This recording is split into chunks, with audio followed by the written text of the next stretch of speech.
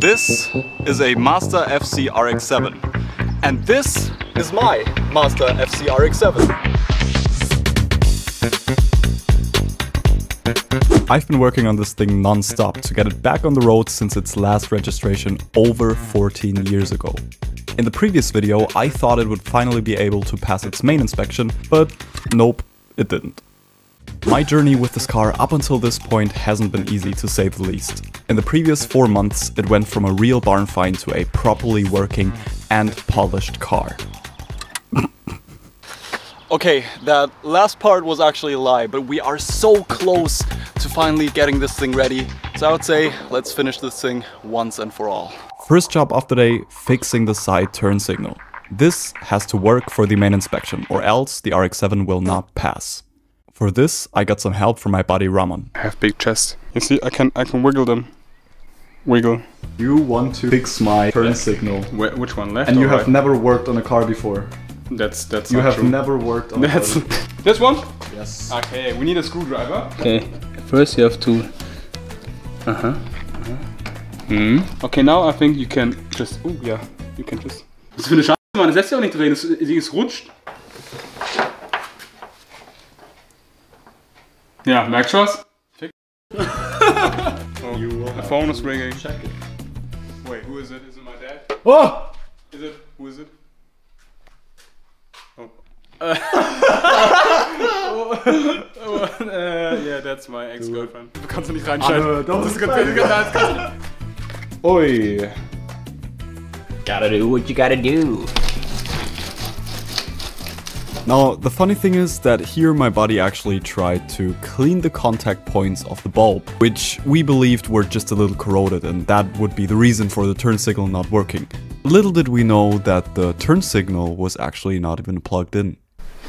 I mean, just forget about the main inspection. Yeah, let's just not do it. Yeah. Thanks, man, for helping me, but I guess I'm sorry for wasting your time. Next, I need to bleed the brakes again, which would be the 5th time, so I think it's needless to say that my previous attempts weren't that successful. Which is why we're gonna try a different method now, because on the internet I've actually read that on FCs you should actually do it in reverse order. So what we did before is actually start with the rear brakes first, bleed them, work our way to the front, and then bleed the ABS module last.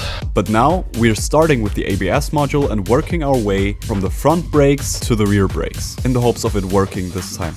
Ja, drück nochmal.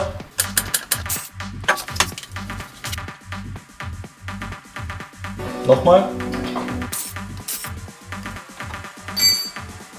Hi guys, my name is Mesh, and we are playing today Call of Duty Warzone.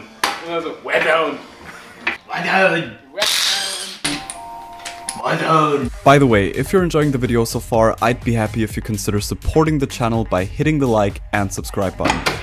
Also, if you want to support me even further, you can click the link in the description and become a channel member just like Lucas did right here. Because by becoming a channel member, you do not only greatly support me and the channel, but you also get some exclusive goodies such as early access to videos, highlighted comments, your name in the video, content polls, and in the future also exclusive live streams.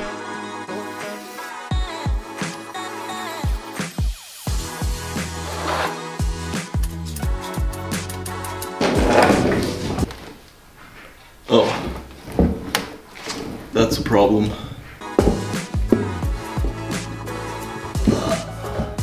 Dude, just as a reference, this stuff was red before.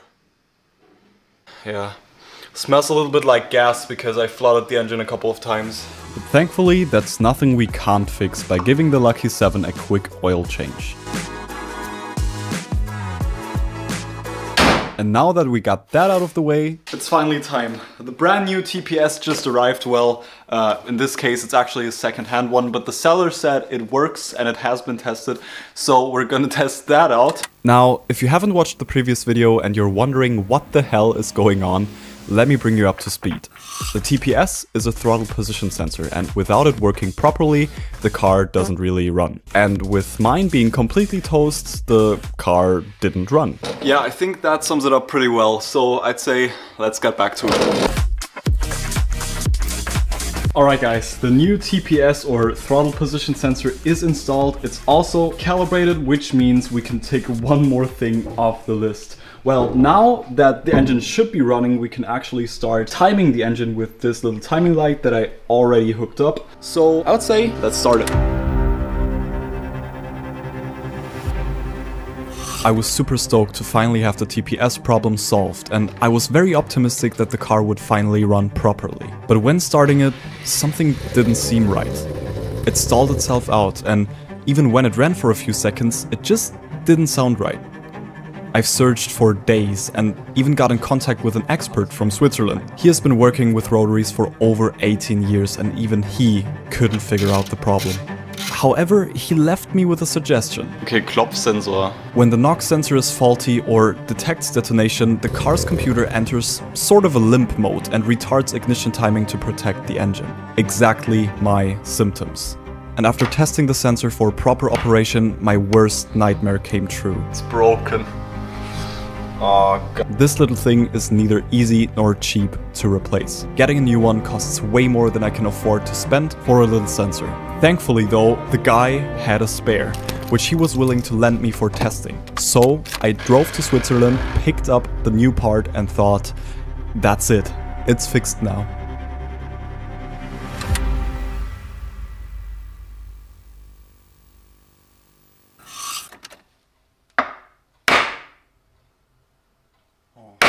You've got to be kidding me, no way.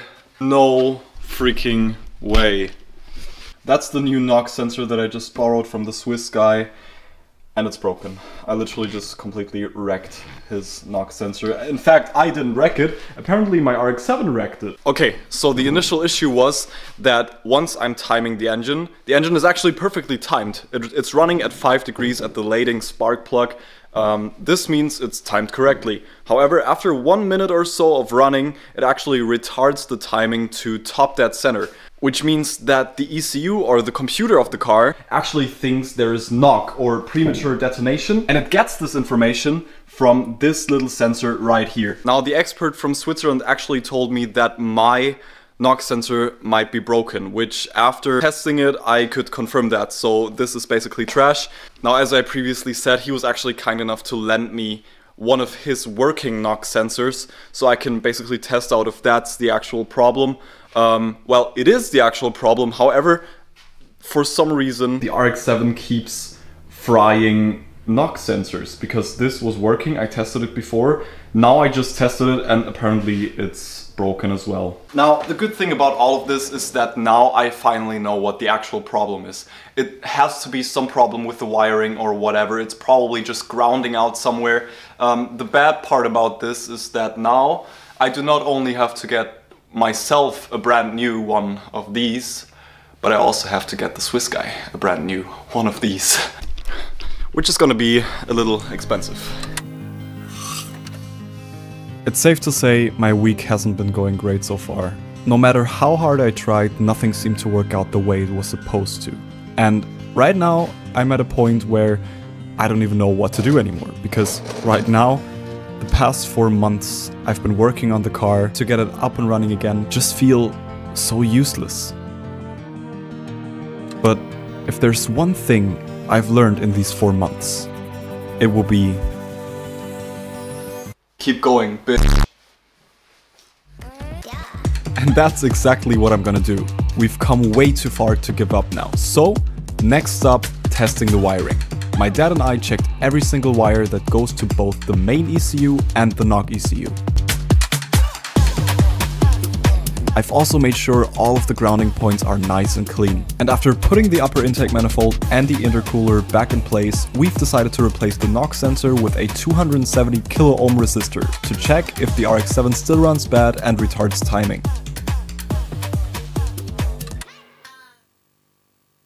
Alright everyone, test results are in and they do not look too promising. My dad and I tested all of the wiring going to the ECU. They seemed totally fine. So we decided to wire in a 270 kilo ohm resistor in place of the knock sensor. That way we could fool the ECU into thinking that a knock sensor is connected and that it's actually reading the correct values. Sadly, this did not fix the problem, which means wiring is okay, knock sensor is okay, which leads me to believe that it could actually only be two things at this point. Either it is the main ECU or the knock control unit, which sits right behind this pillar, or it has something to do with the crank angle sensor, which I've re-stepped to ensure proper timing. So before buying a new ECU, I think it's a good idea to test that out first. Alright, so what I will do now is actually find the top dead center point of the engine by myself, and I'm gonna show you how you can also do it. Then I will reinsert the crank angle sensor back into the engine to make sure that I have a proper point from which I can actually time the engine. Now, I know this is a little technical, and if you're not interested in all of this rotary technical stuff, feel free to skip ahead to this point in the video. But to all of you who are interested, and especially to those who are in a very similar situation, maybe you did a rebuild on your engine, maybe you got a new engine and your engine didn't come with a crank pulley down there, and it's missing these little two marks on the pulley right there, which you will need to time the engine. It is very easy to find top dead center and to put these two markings on there. Now, if your engine is not inside the car, but on an engine stand, or well, basically outside the car, it is very easy. You can basically just look into the spark plug holes, because you need some way to be able to look into those holes. In my case, the engine is installed into the car, which means I will have to use one of these little things. This is a boroscope or endoscope. I don't know what it's called. These are super cheap. You can get them on Amazon, on eBay. I'm gonna leave a link in the description below. This literally cost me 20 euro. This enables us to actually look into the spark plug holes to find top dead center. First, put your camera into the trailing spark plug hole of the rear rotor housing and turn the engine from the crank pulley clockwise till you see an apex seal in the exact middle of the hole. It doesn't matter which apex seal it is. Put a mark on your pulley. Then insert the camera into the leading hole of the rear housing and spin the engine clockwise until you see the same exact apex seal which you just saw at the trailing hole. And then put a second mark on your pulley. Alright, and now that we've got both our marks set, one there and one down here, all we need to do is basically just find the exact middle of the radius in between those 2 points from here to down there. This middle. Okay, and once you've found the exact middle of these 2 marks, this right here is your new absolute top dead center. And it is as easy as that. As you can see, the very right mark is my top dead center mark. The pink one is my 5 degrees after top dead center mark, which would be 5 millimeters to the left of the top dead center mark. And the second white one is actually 20 degrees. We will need both of these marks for timing the engine later.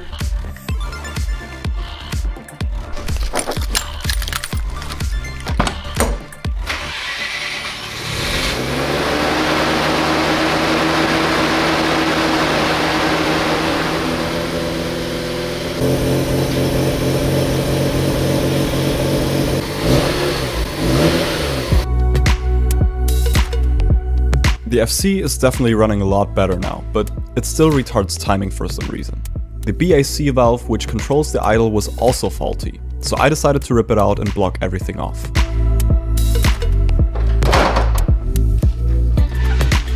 It's Christmas. Guys, in this little box I have basically everything that should fix my problem. First, we have our brand new knock sensor, the same exact thing. Now, apart from that, I also went ahead and got myself a new knock control ECU because I think mine could actually be fried, and this is why the knock sensors keep dying. And also, as a small upgrade, I got myself a original ECU. This is actually the American and Swiss spec ECU, which have slightly more power. They have a different mapping. So let's install all of this stuff, time the engine, warm it up, and see if this thing rips.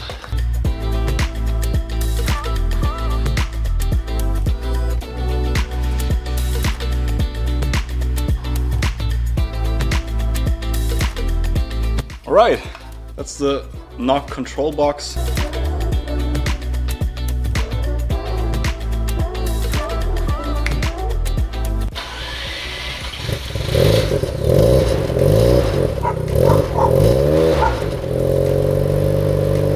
And there you have it, a perfectly running FC.